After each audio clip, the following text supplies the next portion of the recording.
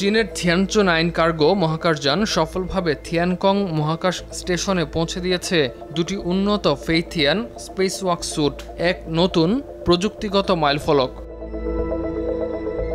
মঙ্গলবার বেইজিং সময় ভোরে হাইনান প্রদেশের ওয়েনছাং উৎক্ষেপণ কেন্দ্র থেকে কার্গোযানটি প্রায় 6.5 টন সরঞ্জাম বহন করে। এতে ছিল মহাকাশচারীদের ব্যবহারের সামগ্রী, জ্বালানি ও পরীক্ষামূলক যন্ত্রপাতি।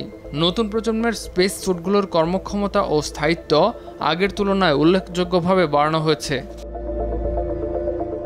চীনের অ্যাস্ট্রোনট সেন্টারের জ্যেষ্ঠ প্রকৌশলী ইন রুই space sweet life span evaluation system তৈরির মাধ্যমে স্পেস ওয়াকের মহাকাশচারীদের অংশগ্রহণের তথ্য বিশ্লেষণের কথা জানান।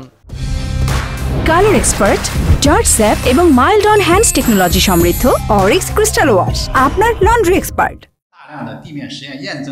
আগের 21টি স্পেস ওয়াকের 42 জন মহাকাশচারীর অংশগ্রহণের তথ্য বিশ্লেষণ করে space sweet life spam evaluation system তৈরি করেছি আমরা।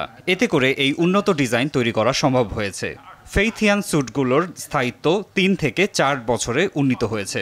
আগে যেখানে স্যুটটি 15টি মিশনে ব্যবহার করা যেত, বর্তমানে 20টি স্পেস ওয়াক চালাতে সক্ষম।